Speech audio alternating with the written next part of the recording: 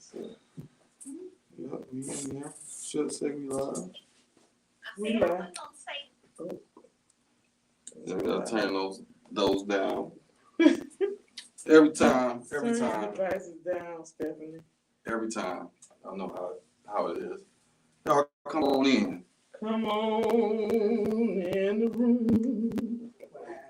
Come on. Hey, we singing Negro spirituals all week. Come on. This thing gonna go on for a hot minute now. Oh my goodness. Hey, I'm looking forward to this conversation. Yes, Y'all come on in. Let me give y'all a couple minutes. We here. What's up? Facebook, IG family, what's going on over there? I don't know if y'all can see me, but y'all will. It's all right. Yeah, once you sit down. Yeah, once I sit down, sit my ass down somewhere. Yeah. All right. Just want to make sure we in here. Hey, Candace. Sis on there? She already popped in? Okay. What's up, sis? What's up, family back there? It feel like every week, sis, I think IG getting further and further yeah, back. they getting further and further back. It's not that we don't love y'all. You know, it's because of the, what do they call it? The orientation? It's either landscape or portrait. And you can only have it straight up and down, so I gotta. You gotta do portrait. Yeah. So IG, if they can straighten that up, that'll make it a whole lot better. They just like figure it out. But come on in. I don't know if I want to go with the hat or without the hat. Bald head. Let's go. Bald head. On the camera today, The Baldy Nation. Yeah, we there. I just got a little bit. It's still kind of dark. Listen. We're not gonna talk about that. We go through this every week, Kevin. We're not gonna talk about. Listen. I keep trying to tell him, don't let it go. go. I don't know why he's scared. He gotta keep that shadow. You know what I'm saying? Just a little bit. To make this free. Yeah, let me get that line just a little bit on the side. Luckily, he cut his own hair, so he ain't got to go to the barber. So there ain't no waste, a complete waste of money. I've been in a barbershop chair in 30 years, probably. 30. Good gosh. Got no reason to go. Yeah, I feel you. I beat you to the punch. Well, come on in, you guys. We about to go ahead and get this thing started. We actually on time today. It's not 8:15. It's not 8:30. We actually started on time today. You know, kudos to Stephanie. On time. You know, for being here on time. I'm missing. We already started. Hey, this is a light day, so we're gonna go ahead and get this thing started. Hey, welcome to Be About Your Business podcast. I'm one of your favorite hosts, Dane, Not Your Average Therapist. I got my sis over there. I'm gonna let her say her little thing, because she don't want me to say the NEMT guru, you know, expert, all those things. But I'm gonna call her anyway. Stephanie. That's it. Just Stephanie. Like I do know a little something about a lot of stuff, and I know a lot more about NEMT. I love it. So here on Be About Your Business, we talk about business, entrepreneurship, all the different aspects of entrepreneurship, from a financial aspect, from a social aspect, from an emotional aspect as well. And this week will be like no other. You know, we got a special guest in the building, and we say this almost every week, Steph. Like we got a lot of jewels, a lot of great people that come out of our hometown of Orangeburg, South Carolina. And again, here tonight, we got a special guest, you know, in the building. I'm going to let him do his introduction, but just know that he's from Orangeburg, and that's what we represent. And you remember Smith Hammond? Yes. You remember summer camp? You went swimming every summer at Duke? Did you go at Duke, so you went to St. John? We went swimming at the pond. Yeah. What pond? See, What pond? I know about the ponds. I'm from the city. I'm from the county, the country. Orangeburg County. Yes. I'm from the city of Orangeburg. See, now if you don't know nothing about Orangeburg, Charlotte is Mecklenburg County. Orangeburg is the city of Orangeburg and the county of Orangeburg. Is there cities outside of Orangeburg that's still considered Orangeburg County? Yes. Mm-hmm. Okay. Like Bamberg, Bowman? Grangeville. Okay. So when I say the county, I'm talking about the country part. He like St. Matthews, like with grandma. Nah, Country, nah, right? nah, they're on the Kenny Road. Oh, yeah. That's still Orangeburg. That's still Orangeburg. Shout out to the Kenny Road. Kenny Road. That's still Orangeburg. Yeah. We didn't swim in the cap. We didn't swim We in the had, pond. see, every summer, I think since I was like, I don't know, 6 or 7, like I can remember every summer we went swimming, and you took swimming lessons, the same damn swimming lessons every summer. Shout out to And Mr. finally, Mosley. you know, Shout out to Mr. Mosley. Back. He was the swim teacher. And I had a whole bunch of people that probably graduated with you guys that was like my swim instructors. Shout out to Chris Glover. Yeah, Chris Glover. Chris Glover. Chris Glover. Yeah. He was one of my teachers.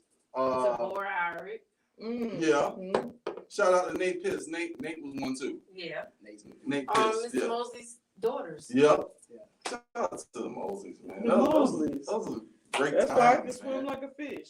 Now I ain't jumping in no water. That's Now how I ain't jumping. I had to go to swimming lessons because that was my first taste of getting into the water. I think I was like 7 or 8 years old. And we was like on a family reunion or something like that at a hotel. I'm seeing everybody else, you know, in the pool, having fun. I'm just sitting on the corner, you know, getting my feet wet.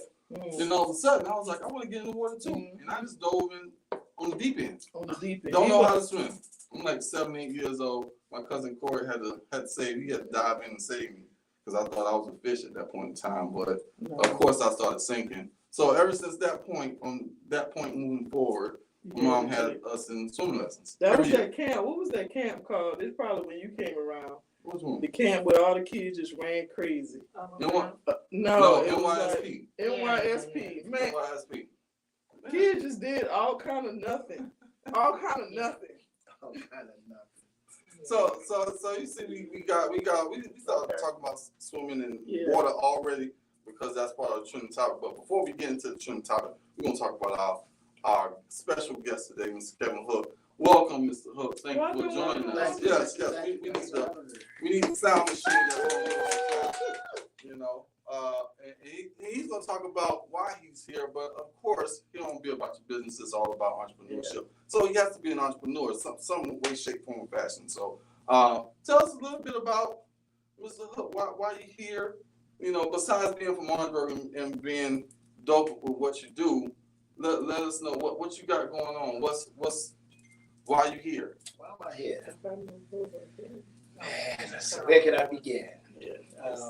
Well, outside of the invite, you know, Ms. Kevin's called me on several occasions and said, hey, you know, come spend some time with us and drop some nuggets and some jewels and just share what you've been doing and what you're inspired to do and, you know, just things of that nature. And a lot of times it's a hit and miss. Right. Because it's always, as an entrepreneur, business, starting your own business, you're always constantly on the go, constantly on the run. And so finally she caught me at a time where I said, you know what?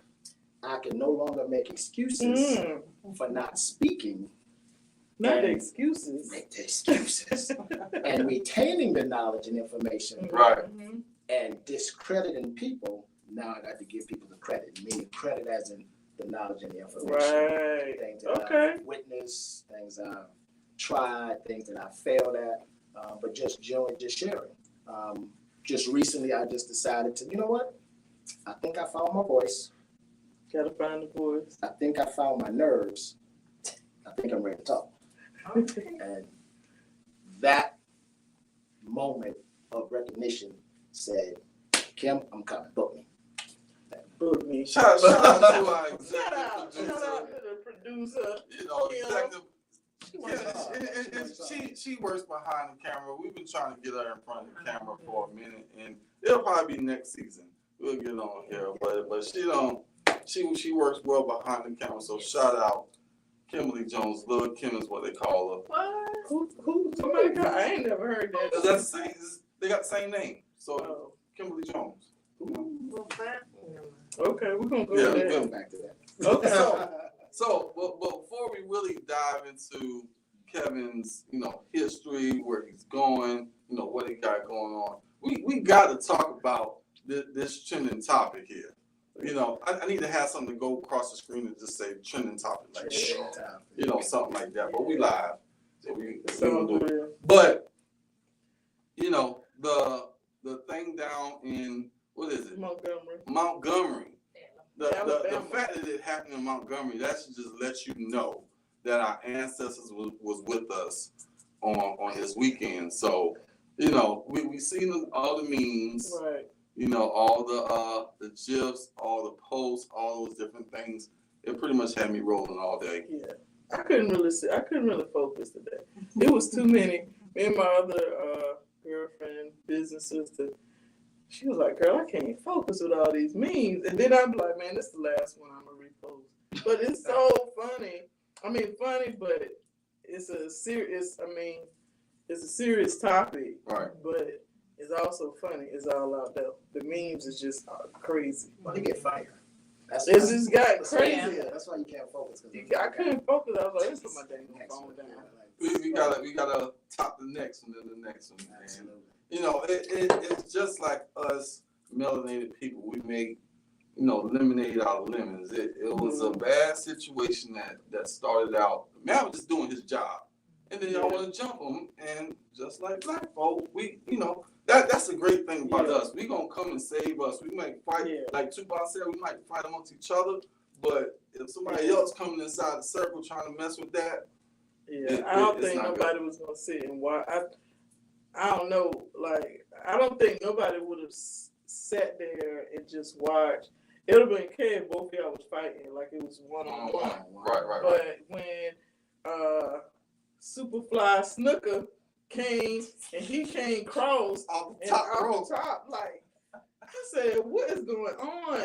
And then the lady that was doing most of the recording, how she was narrating, you felt like you was there, but I was just like, people stood up that didn't even know this person because they knew what was going on wasn't right. Right.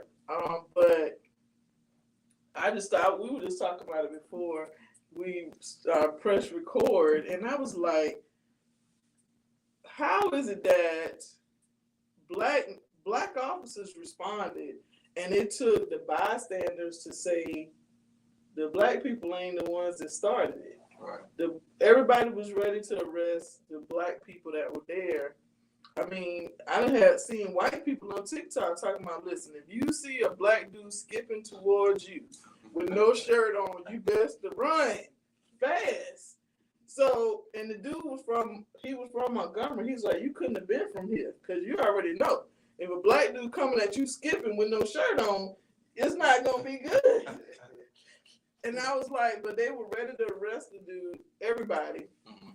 But the bystanders was like, no, y'all need to put some handcuffs on them. Right. And that's the only reason why they did. I felt like that's the only reason why they did. So I just was like, man, what was going on? Like, y'all, they had to be doing some real serious drinking and drugs for you to be like, just jump the dude for him telling you to move your boat.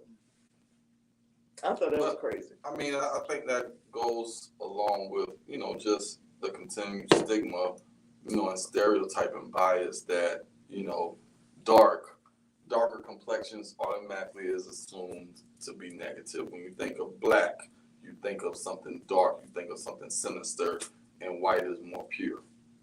Yeah, white is right. People say that all the time because if you think about it, even in the real world or even in your entrepreneurship journeys, like somebody could come on social media or somebody could be talking and I could say something that is profound. Like listen, this is some good information. And people like, but a white woman can come across and say the same thing. And she will be perceived to be more believable because people feel like white is right, and you can say all day, like, oh no, yeah. Most people feel like 80% of the black people feel like white is right, even though you know what they might be saying is not right, but you're more prone to believe them. Yeah. So even when you think about like small businesses, like forcing people of even Black people to support small businesses, we might be selling the same products, but y'all would prefer to go to Walmart or prefer to go to Target or prefer to go to another store, Amazon or whatever, because you feel like their product is superior. Yeah. And so I feel like it just comes across period, like that whole, the mindset of us. I mean, even though the memes is funny as hell, but listen, it boiled down to something way bigger to me. Right. You know what I'm saying? Like we absolutely. gonna stand together for certain things, but when it comes to supporting our community, keeping money in our community, making sure that our community is good, we missed the mark on that part. Yeah, I'm really interested in seeing, like, where do we go from this? From the, Like, Yes. is this something that could unite us as people, Mhm. or is it just a passing moment? Right. Like, is it a good time had by all, and then we go back to the same routine of life? What you think? What you gonna go with? Like, if you gotta put the money that you win on this Mega Millions, if you gotta put some of that money on it, what you going with? We going back to the We're going back. We going back to the We're going back. I don't think it was big enough. Mhm. Like, I think we've taken the actual act and made so much humor out of it Mhm. that we're not boiling down to what was the initial cause Right. of Right. this event. Right. So I think Yeah. it's going to have to be something bigger for us to, begin to unite and come together as a people. I'm interested to see. Yeah, I'm interested to see after the memes and the gifts. Even next week. You know Next what week I'm this time. saying? Yeah, Let's see it's gonna what's be done. right. Because like you said, it might have not been, I don't think it was big enough. Like if it was, even you think about George Floyd, it would just, people stood by. Everybody pull out their phone, but nobody's gonna die for that. Like you gotta die, you'd have had to die because that cop wasn't moving off of his neck. So you'd have had to really say, I'm ready to lay down the law and die for this. And I don't know too many of us that would be willing to die for somebody you don't know. Like you might fight. Now we're gonna fight, but when you think about like the bigger picture, are you gonna really fight? And I think it because it was physical, like because you knew for a fact it was enough of us that we could just have a big brawl and fight. But when it come down to going to the polls or going to your city council Right. and doing those Politics. things, Right. then we struggle with that part of it. Absolutely. I think another part of it is that if it was just maybe those two guys and the black guy, it may not have gotten to that magnitude. Mm-hmm. But when the guy came in and did the flying Bambino kick, right? Yeah, I remember That- wrestling back in the yeah, day. so that's when the blatant unfairness. unfairness came Right. Yeah. And then now it's a point of, okay, I'm visually witnessing the unfairness. Right. I gotta do something. I gotta do something. Right. Just can't stand Whether it. right or wrong, you gotta do something. Right. And then it just spiraled. It just went to the chair. Now you got people Now you with got the the chair. earrings with the chair. You got bracelets. You got T-shirts with the chair Already. already. Like we're impulsive sometimes in a good way. Like Yeah. I seen T-shirts already. Like today, some people selling them already. Right. Listen. capitalizing on the moment. Capitalizing on Already. the moment. Already. But So again, what you gonna do? So what does that mean if you own a business, T-shirt business, or custom apparel, whatever, and you're making this stuff? Like, what are you gonna do with that money? I mean, it's gonna go into your business, but it's a bigger problem. You know what I'm saying? right. So Absolutely. you're gonna make chairs. I mean, we're gonna make jokes about the chairs. Like everybody, take pictures of you got chairs in your garage. Right. I need to learn how to use the chair. Don't come for me. I got my chair. But in actuality, like when you think about it, we stood up. Like there was a lot of people that stood up, but I just don't think like you said, Kevin. I know for a fact. Is It's it not going gonna- to create systemic change? Yeah. No, it's not. It's Unfortunate. gonna be a running joke. Right. Yes. But Yeah. change. Change. This time in Black people history. You know, like Dave Chappelle, Listen, one of those things. Yeah, it's definitely It's gonna be a definitely- skit. It's probably gonna like they said out there. It's already gonna be on Tubi. Somebody gonna make a movie and put it on Tubi. I saw that daggone video. I said, man, y'all got to stop. First of all, we got to stop. Tubi, Don't do that. listen, Tubi got, first of all, I ain't know about Tubi for like years. I just started watching it probably a month or so ago. But they got some pretty good movies. I ain't gonna lie, they got some pretty good. And I really think like the more people joke about it and watch the movies, the more attention it gets to those black actors. Because some people, I was like, yo, I didn't even know Don from Black Ink was acting. My dog was like, oh yeah. I was like, yeah. But you think about all the actors actors and actresses that don't get a chance on the quote unquote big screen, but you have this platform. So that still goes back to us supporting and keeping our money in our community. But I mean, I watch it. I don't even go lie. That shit got me hooked. Tubi, Yes. like I be trying to find something to watch, and then I'm like, oh, this trash. I can't watch it. I can't watch that. But some of the stuff has been really good. It had a really good plot. So I mean, you know, I'm down with Tubi. All right, shout out to Tubi.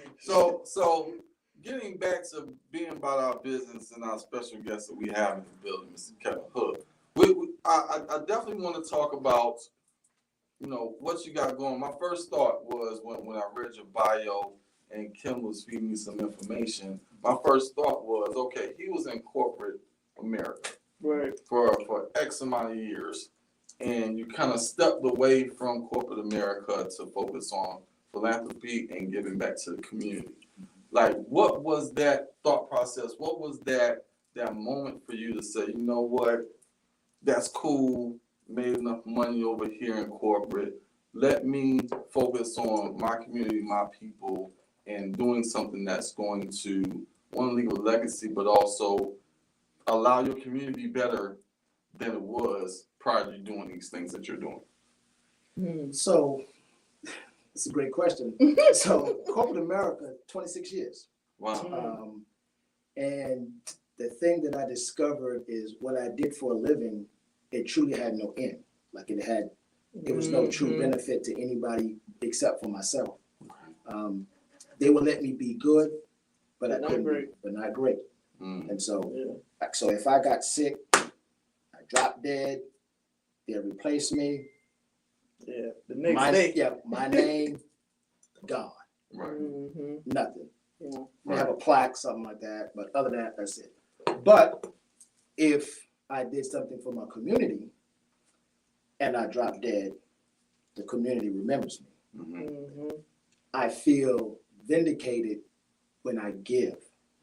And you can constantly give, and you could see the enrichment of others that you are involved with or that you have some relationship with. Corporate America, you don't really see the people that you really are affecting visually. You may see them, the results in numbers at the stock market, profit or the stock, Right. Quantitative, right? Yeah, but you don't really get a true peace with yourself about it. You know, stress levels. You know, you dealing with worrying whether or not today's your last day of employment. Wow. Just imagine somebody having the control of your living. You know, so you making $200,000 a year. They come in and say, "Hey, listen, we got to lay you off." You now getting what is unemployment like $350 a week or something like that. So it ain't what you was getting anyway. And so now your whole entire life is flipped upside down. Yeah. Whereas if I made my own money, I could see the losses coming before it hit me, so I'm in a position to prepare myself. Yeah.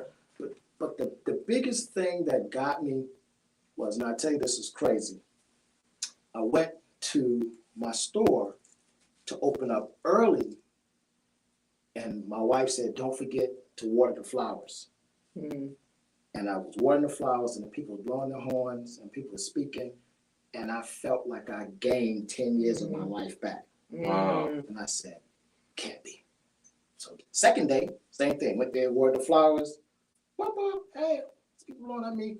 And I felt again like I had gained 10 years of my life back. Yeah. And I told my wife, I said, I can't shake that feeling. Like that felt too good. Right. And when I peeled back the numbers, I was in a position whereas I could exit corporate America and still be okay. We talked about it. I made a decision, and I promise you, there ain't been 2 seconds that I thought about going back. I know that's right. Listen. But like you said, you can't leave your kids. And even for me, like as a police officer, as I moved up the ranks, I understood at the time, like, okay, what I have, like the knowledge that I've gained and what I bring to the table is definitely important. Right. You know what I'm saying? But I was like, I can't leave my kids my job. Right. First of all, they don't want to be no police. You know what I'm saying? But I could not leave that to my kids. Right. And so even with my story, like it wasn't necessarily like people in that way, but I knew it was time for me to go. Like when my anxiety and my fear of going back after taking FMLA and being stressed out, like when I knew I couldn't go back. I was telling my doctor and my therapist, like, I don't care what you say, but you need to fill out some more paperwork because the sister can't go back. And it was like, Stephanie, you got to go back. And all I saw was people stressing me out even more. People telling me I'm not approachable, this whole angry black woman thing, you know, you people saying, and I'm like, well, who the hell is people? They can't tell you who people are. And then when I left, man, I'm like you. I feel like I have gained 20 years of my life in a short period of time. Wow. And just having that freedom. And like you said, even knowing when you pay attention to your numbers, looking at your business, like, you know, in order for your business to thrive and sustain, it's certain things that you have to do, but that just drives you to keep going and growing and building, like Walter was saying last week, like not necessarily thinking about a job, but like building versus a job or work. So I think that's huge. When I first came out of college, I was in law enforcement. I was intensive probation officer. Ooh. And they put me on absconders. And Oh yeah, you're a big guy. dude, I was You're a big guy. sorry. Like, I'm fresh out of college. Y'all need to break down what is that? Absconders, people on the run. people on the run. Yeah. Oh. So they give me a book and say, all right, we want you to find these people. So you're like a bounty hunter. Bounty hunter, yeah. Okay. But there's a difference between But you work for regular the state. Right. and intensive. Okay. So intensive is your drug lords, your murderers. Oh. Oh, wow. Yeah. So you gotta test them 3-4 times a week. They ain't coming once a month. They come in 3-4 times a week. Oh, It's real. So when I got the book, I looked and I said, wait a minute. These are people I know. Like, I was with him last week. Right. I was like, Like, bro, you ain't tell me you had a warrant. How do you deal with that? Yeah. listen. Ooh, Lord. Let me edit that part. Okay. All right. So when you get those phone calls, so we gave courtesy phone calls. Hey Right. man, is George there? Right. Nah, we ain't there. This Kevin? Yeah. Yeah. Why's your number coming up, Charlotte Meckham? Tell him to give me a call back. I get it. All right. So the word starts circulating. Right. I said, hook the man. Like, he 5-0. Right? Yeah. So now I'm losing my friends. Oh yeah. They ain't Man, fooling with you. like it was terrible. Wow. Like, That's rough. I got tired of kicking indoors. I got tired of putting on ankle monitors, locking up dudes in front of their daughters, hearing a little girl crying from their soul. Like, don't take my daddy, don't take my daddy. Right. Not to mention, when you go to a house, like I remember a call I went out on the airport, and the guy's in a mobile home. I go there, he's got pregnant Rottweilers in the front yard. When you went inside, he had pregnant pit bulls on the inside. He opens the door, let the Rottweilers and the pit bulls out. He jumps through the back door, and runs through the woods. And I'm like, wait a minute, I ain't chasing that. I ain't signed up for that. Yeah, like, I ain't paying. Listen, I ain't paying me enough for that. Wow. So short of it is, it got to me. I was like, you know what? And then it was only paying like $33,000 a year. That ain't no money. And then they told me, well, you capped out at like 40. Oh, they quick to tell somebody they capped out. Yeah, so I said, wait a minute, hold on. Now I Capped out. all these years, and this the most I can make now. I was like, Yeah, the state of North Carolina had that whole issue. Like, you know what I'm saying? They started, I forgot what they call it, where they would put certain, depending on your job, it would be like in a group. I forgot how they called it, but you'd be in a group. So I could be, when I was a lieutenant, I was capped out. But the setup is they start you off at the cap. So as a lieutenant, I started off at the cap because of education and experience. Okay. And so I could work, but I wasn't getting no increase. You know what I'm saying? Only way I made more money is because I could still get overtime as a lieutenant. So no standard of living increases? No such thing. Oh, wow. None of that happening. do We you know just, the, you know, the nah. standard of living increases about now? It's like 3 to 6%. Yeah, it's nothing anyway. Yeah, like it's just to acknowledge Right. that we did That something. we did something. I don't Absolutely I don't not. even remember getting raises. Like, it was a point where the state was like, you know, they kept putting it off, like, oh, we're gonna get a raise, and they're like, oh, your raise is in your check, but it's only 2%. Like, that's taxes. What are you talking about? Right. 2%. So it was. I'm like, you know, it was. I was doing a lot of work, like. For not enough funds. No, because once I got promoted to captain, it was no overtime. I was just strictly salary. I couldn't even get overtime. I was making more as a lieutenant with overtime than I was making as a captain. And they, How'd you get out? I just left. This my whole idea. Like, so we were told you should give people 2-week notice. Like, that's what you were told. And I ain't gave nobody no 2-week notice. I gave them my email that morning. 4:00 in the morning. I was like a thief in the night. Dropped off my gun and my uniforms, my cell phone, my car, because I had a take-home car, left all that.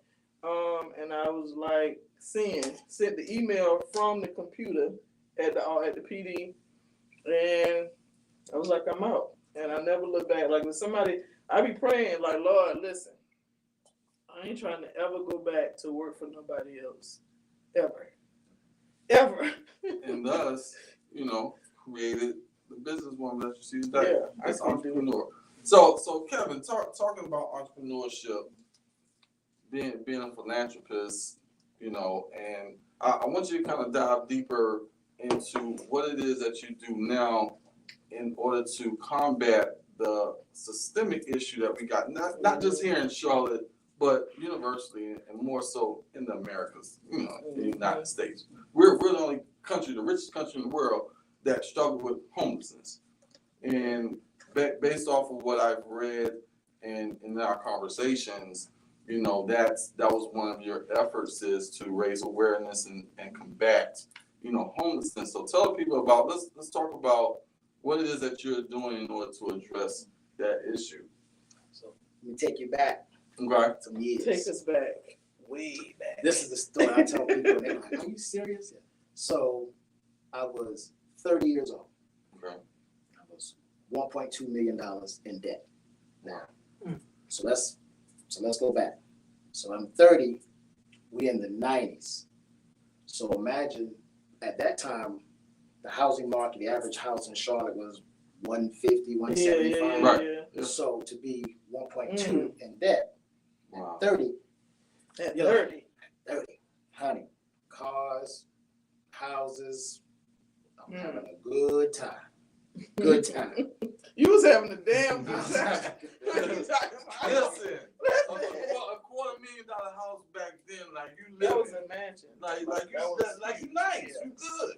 $250,000 right now, you on the corner somewhere, like you over there on West. You might be. I about to say you might be on West. Boulevard, like the plaza. Exactly. Shoot. And I was buying them brand new. Mm. Brand new. Because I was in the real estate game. I was a lender and an underwriter. So Okay. I wrote the mortgage, Okay. pretty much the mortgage notes and loans, approving customers. So I already knew how to get qualified for another house, having a house. Right? Okay. So essentially, I possessed all the knowledge that the real estate market had out there. Like, I know what the banks look for, I know what Wall Street look for, I know what the customers look for, I know how to read appraisals, I know how That's to a read lot of credit reports, information. I know how to read bank statements, Wow. tax returns, the whole 9 yards. Like, I'm the wealth of knowledge. So you like the realtor underwriter bank, Excluding the real estate part, the but realtor portion, underwriter bank Correct. all rolled in one. because customers were going to brokers, Mm-hmm. and brokers were essentially taking their application, but they would have to submit their application to a financial institution. Mm-hmm. And the information was coming to me. Wow. So I already knew how to Yeah. use, how to read an appraisal, see if the value of the house was there, Right. or how to do debt ratio, and how to do like income calculation. I already knew what Wall Street was looking in reference to type of mortgage notes, credit scores, Right. and stuff they were buying. Like, I knew it. And so I was sitting there, I was like, we were doing closings, and I was seeing brokers who did 10% of the deal. We were doing 90%. My check was $2,000 Say every that 2 weeks. thing. And he Listen. was getting $50,000, $60,000. Exactly. I'm like, Exactly. wait, hold on. What's going on? The math ain't math. And the Wow. math ain't math. So I sat there and I just watched the money go across the table. And I kept saying to myself, I already know. So I remember I made my very first purchase of my investment property. Bought a brand new house. Till this day, I've sold the house now. My ex-sister-in-law lived in the house. I never spent the night in the house. I literally bought the house, closed it, gave the keys to a young lady who was supposed to be doing a lease purchase at that point in time. So I received revenue from her from the rental payments, Mm-hmm. and then I got the tax break at the end of the year. Right. So I was like, man, this is great. But then it comes to, I'm going to buy another one. So how do you buy a house again when When you you already just got two? bought one. Yeah. So the real estate or the mortgage rule then was clear upgrade. So you had to show that you were buying another house that was an upgrade from your previous one. So it either had to be bigger in size, Right. or it had to be somewhere near water or near the ocean to show it's like a second home. Right. Right. And so as long as it was bigger Mm-hmm. and cost more than the one you currently have, the banks would lend you. That's correct. Wait a minute. That's So- Listen, hold on. Wait a minute. You can't go. Listen. Wait a minute. So listen. This is before crash. For the crash. This is before Crash. Obama and the crash. The You know, adjustable people rate the adjustable rate. Yeah. So you're saying I have a house that I spent $150 grand for, a nice size house, but I want a whole corner lot. Like I want the corner with some water, but it's bigger and better. The same person, the same person could physically purchase another home with the same social security number. Yep. With the same job. You show a lease agreement, That you're gonna rent it out, so you're using that the one that you're currently Right. in, show a lease where agreement. you get show- money coming in from that. You got to show money coming in. You just had to have executed lease agreement showing that someone's renting that property, Right. and you were buying another house that was bigger than that one. Whether the person was quote unquote renting a house or leasing it or Wow. not, Lease didn't agreement. matter. Just the The lease agreement. lease agreement took the debt out of your debt ratio. So my second house I purchased, I paid $100 to buy the house out of my pocket. $100. So I must be. Listen, I'm living wrong, Lord. Listen, I'm doing something wrong. so Uh-huh. the next house, same one. So that's how That's how you. Okay. the houses started getting, they were bigger and the debt was just mounting. Right. See, what I didn't spend time was learning financial management. Like, I didn't prepare my safety net. And so when these people that explain that for the Safety people in net. the back. The safety net. Yeah. The safety net. Yes. is when all hell breaks loose. What do you do when hell breaks loose? When you see that boy coming across that water, what do you do next? And I didn't have a plan. The plan. So wait, you know, you got to start with that. The plan. You didn't have a plan Because I thought that this was going to be my ship. This was it. I was riding into the sails Wow. tonight. Wow. Then people started losing their jobs. People started defaulting on their rent payment. And then what really stopped me was there's a broker uptown Charlotte. I don't know if he's still in business or not. He pulled me in and he said, I want to sell you a portfolio of properties. And I said, how many of them? He said, it's 10. And he said, I'm going to give you a personal line of credit. So I took the 10 appraisals that he had, took them home, dissected them, and I looked at them and I said, there's only $3,000 worth of equity per deal. Like, Wow. why would I take this? Right.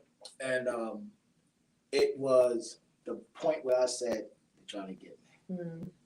They're trying to get me. They're trying to get me. So when I said no, the market changed, and now the reality is kicking in. So now I got houses out there with an average of $800 mortgage payments. Okay. When Johnny doesn't make his payment, it's my responsibility. Right. Absolutely. Which is not bad. But if Johnny, Earl, and Mary all miss their payments, Right. That's a big change. that's a big change. Yeah, Plus, I still have my house that I have, Right. that I live in, that I got to make the payment on. Right. And so now it's credit danger. So, and this is what it took zero time to understand, is that when you hear these guys talk about, man, I bought this big old house, $1 million investment property, but that most people get excited, that don't excite me. That tells me you got $1 million problem. Because if Susan misses that payment, guess what? Boom. And now you're suffering the issue of credit damage. Right. So now you can't buy anymore Right. because your credit is tarnished. Now, mind you, so I was sitting there saying, I'm the credit guy. What can I really tell somebody when my credit's jacked up now? Like when the bill collectors are calling me. Like, There's realtors out there that do that. absolutely. I know. I finance houses for them. I'd be like, wait a minute, you can't buy a house, but you telling me how to buy a house, but you can't get a house. Or you don't own a house, but you're trying to sell their house. That part. Well, they say those who can do, those who can't teach. Absolutely. Damn. So I'm just like, wait a minute, I don't want you to be Right. nervous.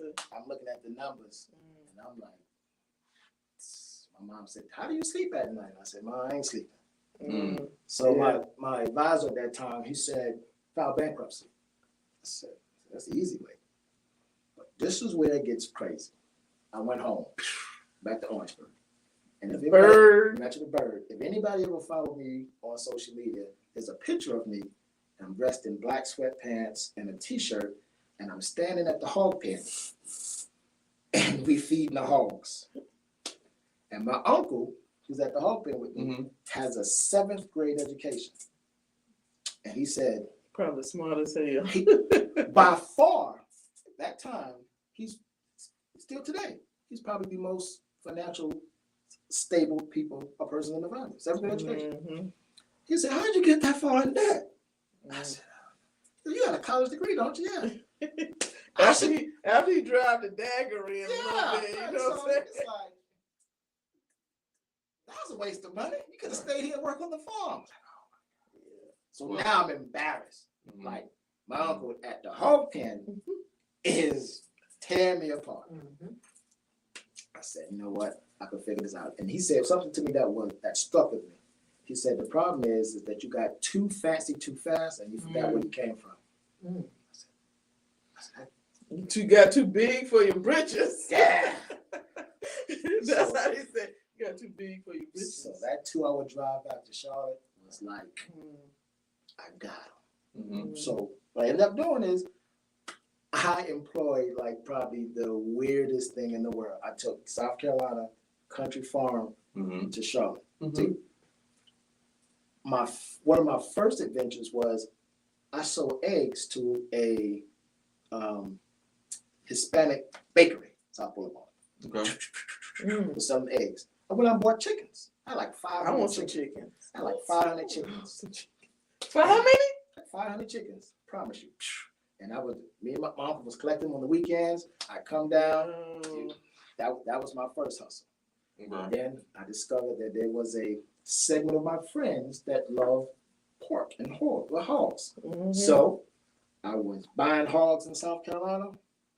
We would clean them, transport them back to Charlotte, and I would pull up to $1 million houses in a 1997 Ford. What's the little not the Explorer? What's the one before the Explorer? The pickup truck. Like the little Explorer. No, it wasn't the Explorer. A smaller Explorer. So whatever it is, like my cousin Nisha, she had it. I was driving it. I was delivering hogs in totes, containers, and they were buying hogs from me. Whole hogs. Splitting them in half. Yeah, that's some good eating. Listen, that was some good eating back in the day. I don't eat that no more. I don't eat like that no more, but that was some good eating. Then there was then the Indians, they love Muscovy ducks. And Muscovy ducks they're big breast ducks. They got the meat in their face. And they will pay good money for Muscovy ducks. So, but how did you know? Because now we're talking about, even as an entrepreneur, like thinking about you saw a need somewhere. Absolutely. You saw the need. You did some kind of research. Like, how did you know that people needed eggs? People, was out here buying whole hogs. Communication. Because if you ever just sit and talk with the person, they're gonna tell you. They're gonna tell you. They're gonna tell you what's ailing them. They're gonna tell you what they need help with, what they're struggling with. They just pay attention. And so the one thing that I discovered is if you attacked and if you fixed or offered a solution to a person's problem, they'll be grateful and be indebted to you. Like when my good friend of mine, Jay Parker taught me this years ago. He said, in your pocket, always keep a bottle of aspirin because somebody got a headache. And so all you gotta do is walk around. All you hear is a little chicklets. If you got the cure to somebody's headache, But that go back to when you're even starting, like as an entrepreneur, when you are starting that journey. Sometimes we find, it's something that we really passionate about and we like, but you haven't really done the research to even see that people want what you need. And then sometimes your customers or your clients don't know they need what you have until you tell them you need this until you tell them about what you do. And then they're like, I do need that, Stephanie. I do need that. Yeah. You became personal. And you fixed the need. If you think about it, the most highest paid people in the world are the people that fix problems. Like, so if you want to really scale a business, find a service that fixes people's problems. That's I feel like that's the only way to stay in business is to be you have to be solving a problem. Like if your business is not, that's all we do. If you're an entrepreneur and you're not solving a problem, you're not going to stay in business long. So when the market crashed and it started rebounding, I learned another lesson. And the lesson I learned is that money has a cycle and it flows, right? And so you have to be ahead of the financial curve, meaning as in don't show up to the party after the party is over. Be there and in place for when the party gets there. So with money, if you know that the new thing is going to be pink Cadillacs, because the Barbie movie is heavy, buy some pink Cadillacs. Therefore, when the party comes, you can already serve the people. So you want to be ahead of the curve and not coming behind the curve. So when I realized that I could no longer play in the market of Charlotte because you got trust fund babies coming out here buying real estate. You have people with inheritance money coming, real estate. You having these corporations all pooling their money together, big pools of investors. Right. Like you bid on a house $300,000, but they bid $350,000 cash to do it today. Like you can't compete with that. Right. Especially when you just got peanut butter and jelly money. Right. So Right. I Absolutely. promise you, I've always said I'm a great studier of people. And if you study people, people will always tell you what they really need. Yeah. So I started going home to Orangeburg more often. And I would drive around and I would see the living conditions of our people. And I would see them in houses leaking water, in houses with 4 or 5 AC units in the window. Yeah. You'd see like 5, 6 cars broken down. Right. Like you would see the people, but they were living, good people, but they didn't own their properties, and the landlord that owned the house owned the house pretty much aged and didn't tender to the house. So people was just like living. Right. And I got it. And I said, you know what? Most of our people, if you make them comfortable, they're not going anywhere. Right. If you keep them warm, keep them cool, keep them dry, they'll stay put. They'll stay there. Yeah, if they ain't got no problems, they ain't calling you, they're gonna stay there. Right. I said, you know what? I'm gonna go home because I know 2 things. Number one, 26 takes you to 95. Charlotte is booming, Charleston is booming, Columbia and Orangeburg's in the middle. The market's gotta come down. You know what? Let's get there before the market gets down. Yeah. And so I devised a plan. And my plan is I'm going to buy a house that I know grandma will like. And so, because if you build a house for grandma, give her a front porch, give her a back porch, give her heat, air. She's staying. She's staying. She ain't going nowhere. She ain't going nowhere. And she's going to tell all her friends. Yeah. Right? And she place to build gardens, a place to put up a clothesline if she wants to. Don't forget the clothes. Listen, you can't forget the clothes. So, but you present that to grandma and you make the rent there affordable. Whereas, and even if grandma decides she wants to sell canned peaches, Right. she can make it, because here's the key. Here's what they didn't tell you or teach you. They didn't tell you about the vacancy factor in the real estate game. Whereas, and you rent a house to a person, you may not get 12 months of rent. What you may get 10 months because they may default on one, or you're gonna lose money from like repairs, things of that nature. Right. But and you jack the rent up every year, guess what happens? At some point in time, you're gonna price out of the market for rent, and grandma's gonna move. Right. Yeah. So I play the long-term game. I'm keep the rent the same. I'm keep it moderate, and let her rent for 20, 30 years. So how does that, I guess, maybe address the homelessness issue in a sense? So here's what happened. So that was my first stint when I came into town. I started buying all the houses that everybody had. A crack house. Oh man, they go in that house and bang there. Or oh man, that house. They pay rent. Yeah. Listen, the worse the house look, it look better to me. Right. Because I already know it's gonna be a cosmetic change. Right. So it came to me. I said, you know what? I could get some people off the streets, but I'm gonna need some help. And what I did was I started partnering with people. Partnerships. And so, long story short, I ended up at the Samaritan House, the homeless shelter in Orangeburg. I went there for something totally unrelated, and the lady put me on the spot, Miss Tammy. She put me on the spot, said, hey, can you come speak to my residents? I said, what do you want to talk to them about? This is my first time there. Right. Like, I've never been in the building, never been on the property. And I said, here's what I'm going to do. I'm going to come back at 5:30, I think it was, and speak. Spoke, was like 52 people in there. Okay. When I walked in there, you were in there. The people that were in there were not what I expected. I was thinking they was going to be walking around, they're going to have bang shots or whatever the case may be. No, people in there with work uniforms on, nails done. They hit a bad patch of knife. Yeah. Right. And I presented to them, and I said, here's what you do. If you have a source of income, or if you don't, what I'll do is I'll help you get your disability if you qualify for it, and we will put you in my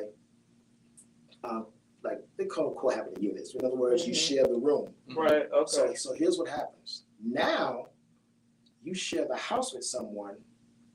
You don't have to pay no utilities. The houses are already fully furnished. Got phone, cable, bed. All you gotta do is bring your clothes. That's it. And so what we started doing was we started taking people that were homeless, getting them Social Security, getting them food stamps, and housing. Wow. But you know what? The thing when you do all of that, it like you said, even like you were saying before. So if I can take you from where you don't have anything, and I can give you something, the level of gratefulness is so high, and gratitude is so high to where they don't want to mess up what they got because they don't want to go back to where they were. Right. Right. So that's so good. When people ask me, I tell them I do two things. I invest in real estate and I invest in people because I'm gonna put you in a position whereas it's gonna be so good that if you mess up, it's on you. You can't have that conversation with me or anybody else. You can't tell nobody else that you such and such he did this, that, and the third. No, like this is on you. But here is the best part of it all. I don't want you just to be a resident. I want you to be an active community resident or ACR. So now if you cook good, if I'm having a function, I want you there to cook. And I'm going to compensate you for cooking. Or if the grass needs to be cut, I need to go cut the property's grass and I'm gonna pay you. Here's why. I'm already gonna pay somebody already to cut the grass. Why do I pay the resident? Right. Especially if it's something that he do. Here's the But I'm saying like that, even to put a pencil in what you just said. So that's like if I have enough land and I have a tiny community where I could pull people off the street, you know what I'm saying, or have enough space for homeless people that are homeless or they just kind of fell on hard times, and you find out what everybody does. If you can do hair, then I can let you know there's people in here that's got kids need their hair done. Like you said, you cut grass. You a plumber. You an electrician. What you do? Like I need to know what everybody do, because then you think about how that just keeps the That's a whole community mindset. Like that just keeps it going, and then people tell other people. That is a really good model. Like I don't even have a for rent sign. Like I own one. And the reason why is because by the time you start throwing hammer and nails in the community, somebody's already talking. You know? Yeah, it's already. They're gonna go ahead and say. It's already. I know somebody. Exactly. You see that foundation on the ground. Like, yeah, right there. I get that. And the good thing is when you start employing people, you creating a sense of loyalty to them. Right. And then on top of that, you start to they take ownership into their own community. Right. So I always ask tenant, residents, say, would you rather me pay Edward across town that's never going to come over here except for, when I need him? Or would you like for me to pay you that we can keep them in the community? 10 times out of 10. Pay me. Yeah, pay me. Right. Now, he's going to think twice about whether or not he wants to default on his rent payment, because if I default on my rate payment, guess what else? I'm losing that additional income. So now, or even doing something crazy, or even letting people that that's probably gonna mess up or do something crazy in the community. You're not even gonna want to bring them brothers. Listen, bro, we ain't got all that going on. That life you about. And keep that over there because they don't want to mess up what they have going on. And I'll pick a resident, and it's nothing written in writing. It's a conversation. I said, guess what, man? You're gonna be the mayor of the community. Okay. And so the mayor, So now he has a sense of authority, or he has a sense of you have a duty to uphold. Right. And so every person that I appoint as the mayor of that community, or houses that I buy.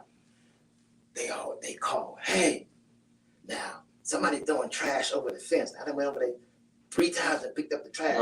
Right. Now, we can't be having that around here, dude. And so they police the community. Yeah, like so now they take pride in it. Right. And what that does here's the business part of it. You know, because this is a business. Right. The business is now my real estate property is gaining value. Yeah. Because Absolutely. now Miss Ann across the street, she's throwing hammers and nails to get her property up as well too. Right. So it's a slow method when you're investing your own money, right? But it's a valuable gain as it goes along day after day, month after month, year after year. Right. So I completely enjoy it. So that's my day. My day is 50% of the businesses that my wife and I own, and the other part is handle that part, and then the other part is handling the real estate portion of it. Or even a good number of my friends have actually said, "Hey, Kevin, I want to buy some properties with you." So we collectively together have bought a couple of streets of properties together. You know, the thing is that I can't get my properties up and the value up by myself. It'll take more time. But if I have an investor friend, so then we have an agreement. We have like real life conversations like, yo, listen, somebody comes in offers me $2 million, like, wow. Right. So I mean, it sounds like, and I'm piggybacking off of, you know, what you're talking about, but definitely it sounds like from a social change aspect and being an advocate for the reduction of homelessness, you're combating it by empowering and employing people to, again, like you said, reinvest within their own neighborhoods. And that's what we haven't had for years. You know, growing up in Orangeburg, if you go in Bonneville, you know, back in, you know, the 70s, 80s, and 90s, like everybody's yard is kept up, all those different things, and no knock on people who live in Bonneville right now because that's where we grew up at. But it's a completely different look right now because nobody has the motivation to keep it up. Like you had your parents and your, back then too. So because it was almost like that was your, in that particular sector of Orangeburg, that was like your middle class, right? You got your principals, you got your doctors, attorneys, you know, even your regular manufacturer workers. Everybody stayed in that same general area. So the value of the home and having a home versus just having a house. In a sense, we built that home environment, and everybody knew each other. Everybody communicated with each other. The neighbors, you knew who this neighbor was. You knew who that was. You know, you go to their house, whatever the case may be. But it sounds like you're creating this sense of unity within the neighborhood and recreating that format again, which is definitely going to increase sustainability, you know, from a financial standpoint, business standpoint, that, you know, longevity, but also creating an environment to where everybody's looking out for each other. Absolutely. You know, when you see Joe Blow over here ain't cut his grass in 2-3 weeks and his weeds is up here, you're gonna call him up like, yo, like what's going on? Something wrong. Or do we need to come over there and cut it? I mean, cause back then people, your neighbors, when you they cutting your grass, like they just looking crazy, like you come home. Nowadays you go on my yard if you want to. You might be limping back. I used to have a neighbor like that. You know what I mean? He just come cut the grass. I'm like, bro, I don't want my grass cut like yours. Like I want my grass to be a little thick looking. I don't want no little short. But at the time when he was doing it, at first when he did it, I was kind of offended. But then I understood once he was like, oh, you know, that's just what he do. I was like, okay, I'm not really offended. But if you're gonna cut it, let me tell you how I want it. You know what I'm saying? If you're gonna cut it, then let me tell you how I want it. I want to see the lines, bro. And I want some thickness. Like I don't want to just touch the dirt. I need about 3-4 inches. You know, at least three. But I appreciate, like, because me and Damon always keep talking about, like, yo, we need to go back to Orangeburg and do some things in our community. You know what I'm saying? Because I ain't gonna lie, I rarely go back to Orangeburg. You know what I'm saying? Because I feel like it's just kind of, I don't know. But I probably need to do a little bit more.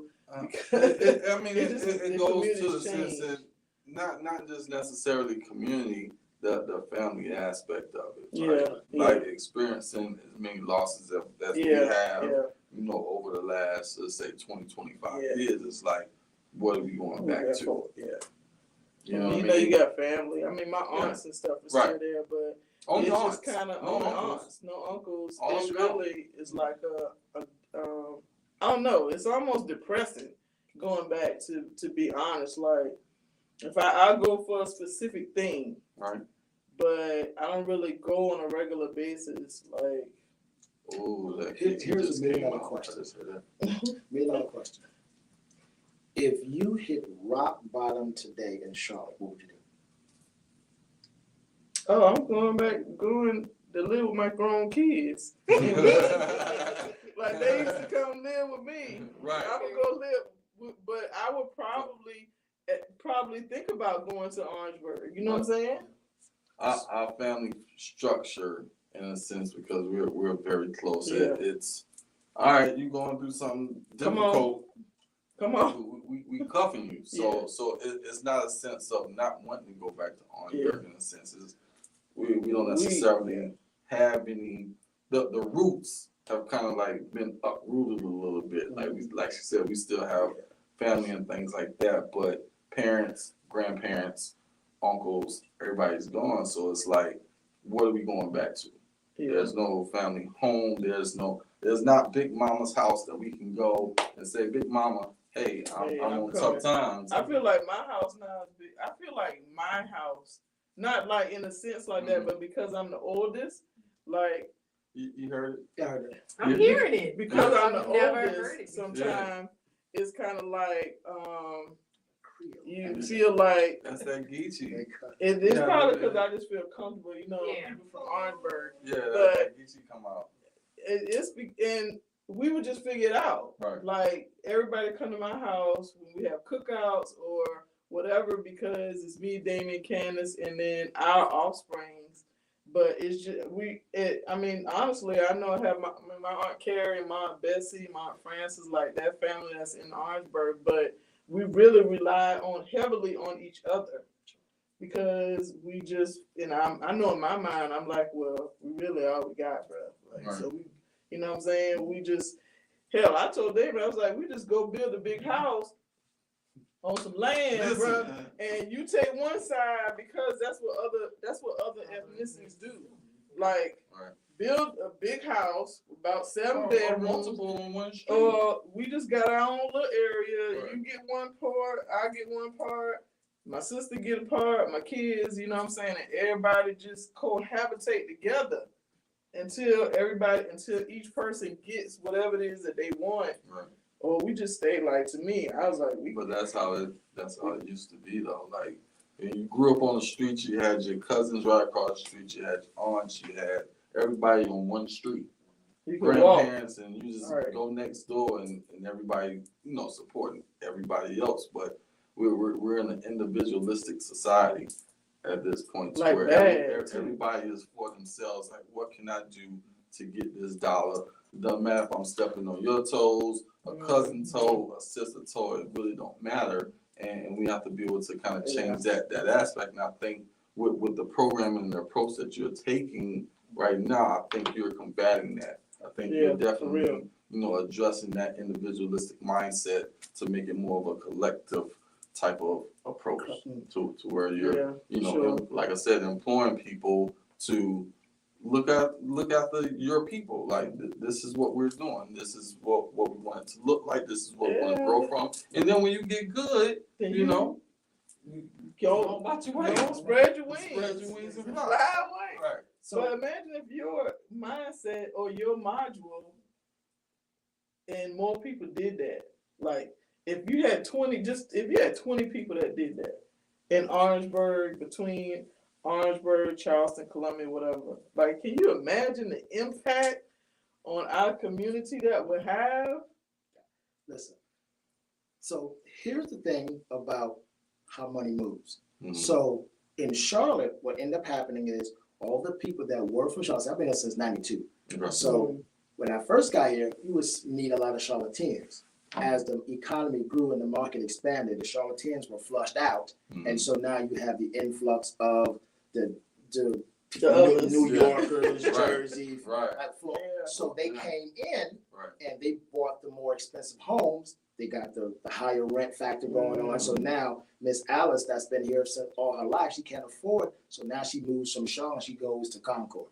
Concord goes out, Gastonia. and then she moved to Gastonia. Right. So it pushed the locals out, Mhm. and so now you have probably more implants here Yeah. Yeah. Absolutely. than original Charlotteans. Mm. That's the same concept that's going to happen to the next major city or to the next city. So what happens? So if you call the county of Orangeburg and the tax office, you'll see that you have more when they have tax sales and real estate sales. Mhm. There are more out of towners buying property Absolutely. than the Yeah. locals, Yeah. and so I'm sitting there saying to myself, "Wait a minute, That's so crazy though. you're gonna let an outsider come buy your house and then rent it back to you?" That's crazy. Mm. Like, so let's talk about that. Yeah, that's a bigger issue when you're talking about financial literacy and not understanding the basic concepts of That's crazy. building credit, sustaining credit, and owning. Because we're in that society to where I know I wasn't taught that. Growing up, I had to learn that at 20-something years old about my credit. Before I realized what my credit was, it was already effed up. Oh yeah. You know what I mean? Yeah. So you already stuck behind the 8 ball in regards to a cultural standpoint, and then being able to kind of reverse that and learn from that, and then learn the tricks of the trade that they're already They're knowing about. already like 10 steps Yeah. ahead. And stuff like that. You know, so being able to again, address those systemic issues, through your program and your philanthropy, that definitely shows, definitely kudos to you for doing that. I need to find out how can I get some houses in Orangeburg? I just want a trailer park, really. I want a modular home. I don't even want a whole house. Just give me some land and I can put a trailer on it. I got you covered. So Remember he said that. when I first started, I said, well, I'm gonna try this thing called Facebook Live. Like, man, the first time I did it, man, it was terrible. I can't hear you. Speak louder. Hey, I'll come back tomorrow. So I'm like, man, this is stupid. So now just try it again. So now I'm talking and I'm saying, you know what? I've been quiet for. See, nobody knew that I was on that financial roller coaster. When it was good, it was good. When it was bad, it was bad. Right. So like it's losing $25,000, $30,000. And let me say this. When you say $25,000 and $30,000, hard work earned honest money at $25,000 is different from scandal. That's a lot. Like blood money. Yeah. So Absolutely. I was used to taking those hits. I was like, man, I can bounce back from it. So when I started the Facebook Live, and I told my friends, I said, listen, guys, I got this idea, I got this concept. I'm going to tell you guys about it. I'm going to let you weigh in on it, give me your opinions. Right. I'm just listening for your opinions until we agree to do. I don't want your money. I'm going to try this myself. If it works, I'm going to come back and tell you it works. Okay. If it don't work, nobody's hurt except for me. Because I don't want nobody to call me and say, man, Hook, man, you got me in this thing. And I done lost like all my 401k money. Boom. So, and I would give you some real numbers. So my first $200,000 was all my own money. All my own money. And when the word found out that I didn't have any funding from any other sources, I started getting phone calls and people started offering Want to invest. And I said, hold on, no. I don't want your money yet. When it gets to a point where I need your money, I'll let you know. Yeah, I'll let you know. But right now, because I don't want you calling me. Because investors, they always want to know what's going on. They ain't got no boots on the ground. When can I get my return, whatever the case may be. So I put in my own capital and watched it grow. But I tried to teach my friends and some associates that concept and the business model. Try it. Don't just try it in my hometown. Try it in your hometown. Because I guarantee you, you probably have the same opportunity in your small town. Everybody thinks that the key to money is big cities. Absolutely. It's not though. I'm learning that. Yeah. In rural areas. In rural areas. Right. Because let me ask you a Yeah. question. $1 million in Chicago and $1 Right. million in Bamberg, South Carolina, Right. it's still $1 million, Right. right? But Take it's $1 worth- million, but it's take $1 worth million more. out of the Bamberg. You probably own Buy about the whole 12. town. Probably buy the whole town and Right, just right, be like assistant mayor to Right. Bamberg or something like that. Absolutely. And nothing against Bamberg, some good people in Bamberg. But I just use an example. But so when I saw that I found a niche in the small towns because I started fixing problems and fixing headaches. Mm-hmm. And when I started fixing headaches, people started coming back. Absolutely. It got to a point, I'll tell you this, it got to a point where I was up, I think I was up like 17 houses, and the city started calling me, saying, hey. I'm about to say it's on another Yeah, time. yeah, Yeah. So you what can we do? Can be a part of How- that. How can we partner? partner with you at that Right. point? Then? Well, Yeah. Right. They called because they wanted to get some properties off their The list. off Oh, their like, tax, defaulted tax Yeah, yeah, yeah. tax list, and want you to buy the properties Right. because they're going to spend the money to demolish the house. Why Mm-hmm. would I want to demolish the house and spend taxpayers' money when I can get somebody to buy it? Right. So, Mm, but my mindset was like, I love ugly properties. The uglier the better. So you like that sign that be on the side of the road like Buy ugly we homes. buy Yeah. ugly homes. But listen, He does. the houses I buy, you Oh, wouldn't want to look at them. I love them.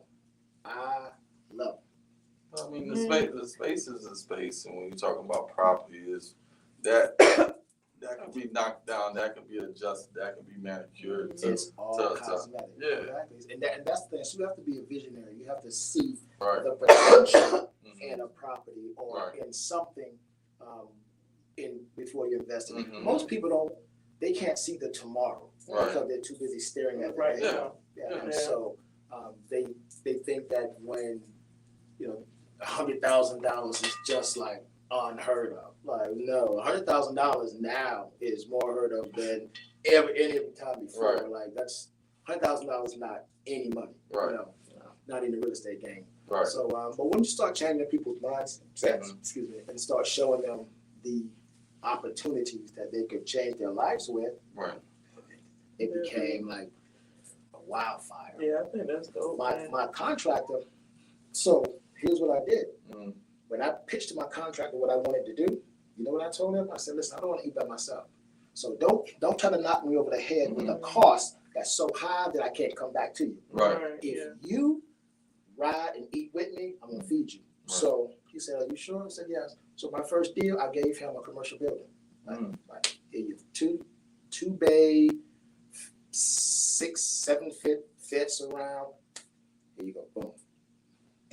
Then I gave him a second house because at that point in time I was getting houses left and right. So picking up I houses should was been your like friend a long time ago. yeah, I was picking up candy. Yeah. So now my contractor he did get me in trouble one time. Right. I gave him a small house. He tore the house down. He built a big mansion in the hood. Oh, Wow. man, he The tripping. city called me. Oh, Mr. Hook, yeah. What are you doing? What are you talking about? Who built that house? What house? Wow. Oh, no. Yeah. So here's the houses on the street. He tore the house down. He built the house. Oh Lord. Cause he meant. That that wouldn't increase his value. No. He probably is trying Lose to some like, money. well, he But lost his- some money, but he's trying to bring changed his family. life. Oh yeah. Yeah. So when he and I started, it was 3, 4 of them. You know, husband, wife, son, daughter-in-law. And so by the time we were on our 3rd or 4th house, he had gotten a crew. Mm. And he said, Mr. Kevin, you've been good to my family. So he started sending me birthday invites to the granddaughter, new baby, stuff like that. So he was eating, Good. he was eating well. Absolutely. That's what's up. But he got a little greedy, but that's another story. Yeah. But the thing is, share. Yeah, it's all about partnerships, man. I know we got to wrap up, but even just to hear what you're saying is really about, like you said, building those partnerships with other people, and you wanting to share, because sometimes people aren't willing to share how they got this or how they do this to help you put money in your pocket or have a family legacy. So I'm about to listen. I need a land with some trailers. I need a trailer park. You know what else is a good, before we get off, like land and putting rocks or having cement down for truckers. Like that's a huge thing right now because a lot of truckers don't have places to park. Right. But But there's a lot of different ideas. We definitely gonna talk offline.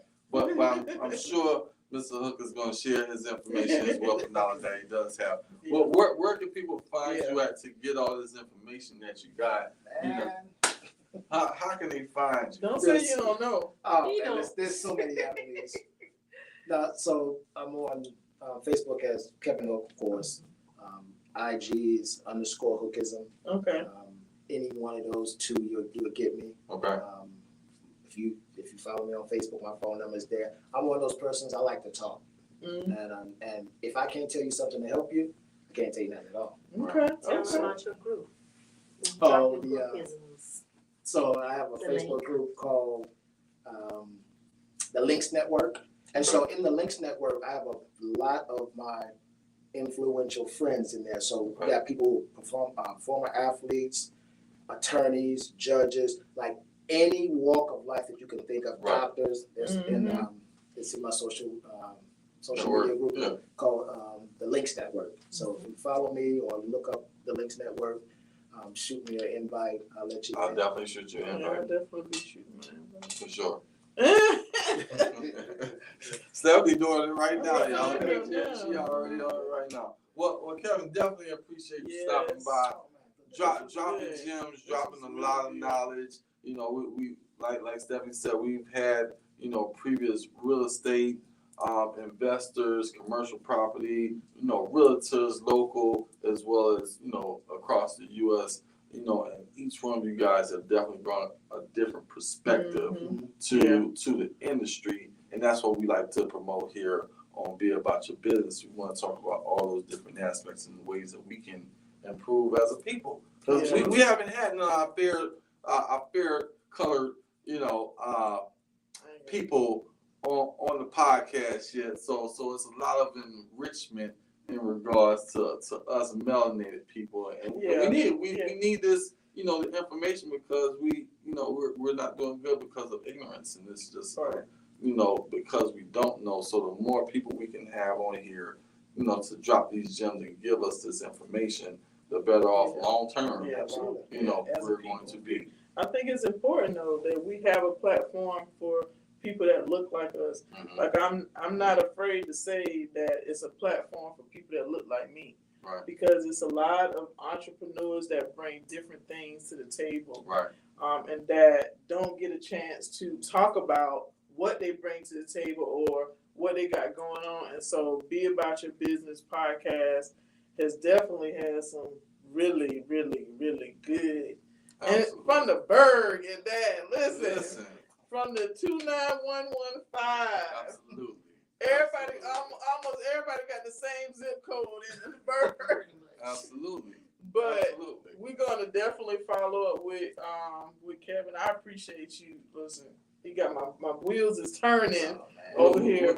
We talk regularly about so legacy and expanding and things like that. So we definitely we're gonna definitely what you're saying. We're gonna run with this. Yeah, we're gonna definitely have some conversations. And the fact that you're doing it in the community is really good thing. So Absolutely. we're gonna have again. We appreciate you hanging out with us. Absolutely.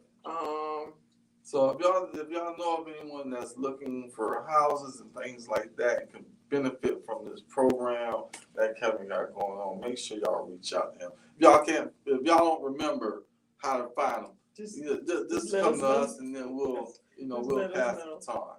All right. Or if you got a house you want to give away or a house you want to sell, it's a good market right now to sell. It's a seller's market for sure. So definitely take that information, and like I say, regularly govern yourselves accordingly. Govern yourselves. Govern yourselves. You didn't say what number y'all was at today. Huh? Y'all didn't say what number you were at today. Oh, we did. Well, right now we at Oh, 10 because I got all this We information. had a 10, No, but we I at mean, 10 I right now. came in kind of, you know what I'm saying? I came in at like a 6. I don't Mm. know. I was sleepy and tired. No, it's the weather. But It's storming outside and all it that. was a But good day. it's a marvelous Monday, like always.